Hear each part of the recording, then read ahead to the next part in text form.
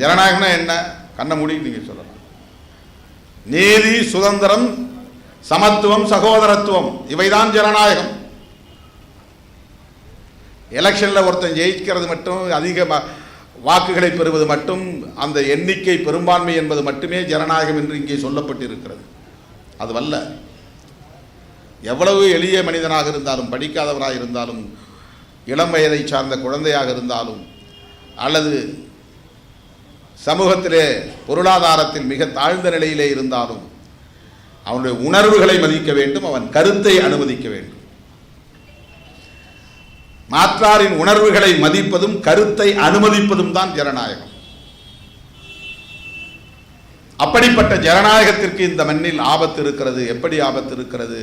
சனாதனத்தின் மூலம் ஆபத்து இருக்கிறது. சனாதனம் எங்கே இருக்கிறது? அது சனாதனத்தை கடைபிடிக்கிறவர்களுக்கு தெரியாது.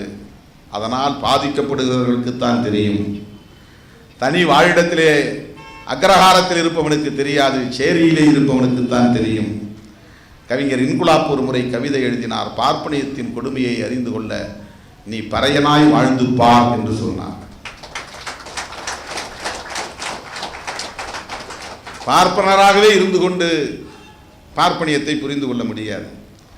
சாதியவாதியாகவே இருந்து கொண்டு சிந்தித்தால் சாதியத்தின் கொடூரத்தை புரிந்து கொள்ள முடியாது. சனாதன சங்கியாகவே இருந்து கொண்டு சிந்தித்தால் மனு தர்மத்தின் கொடூரத்தை, குரூரத்தை புரிந்து கொள்ள முடியாது.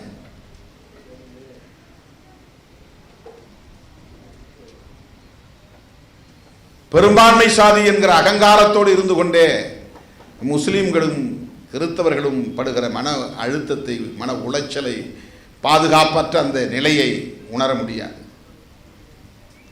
அதனால்தான் வள்ளலார் வாடிய பயிரை கண்ட போதெல்லாம் வாடினேன் என்று வாடிய பயிராக மாறுகிறார்.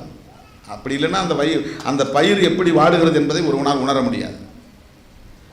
நீ ஒரு ஆட்டுக்குட்டியை பார்த்தா அதை பிரியாணி போடலாமான்னு நினைக்கிற, ஒரு கோழி குஞ்சை பார்த்தா அது நல்லா நசுக்கி ஒரு சாறு வச்சு சாப்பிடலாம் அப்படின்னு நினைக்கிற.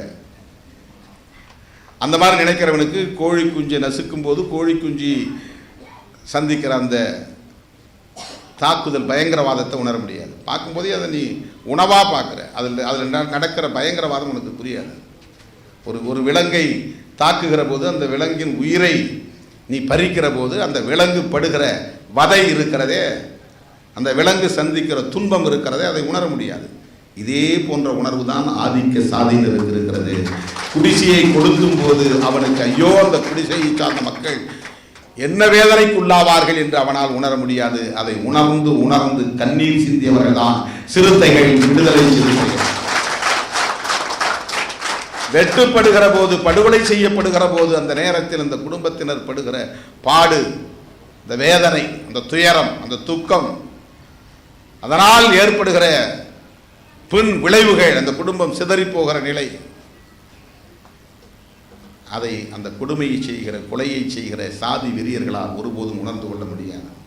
அப்படிப்பட்டவன் தான் கேட்கிறான் சனாதனம் எங்கே இருக்கிறது என்று. அக்ரஹாரத்தில் இருந்து கொண்டு சேரியை உன்னால் புரிந்து கொள்ள முடியாது. ஊர் தெருவிலே சாதிக்கு துணை போகிற உன்னால் சனாதனத்தின் கொடுமையை புரிந்து கொள்ள முடியாது.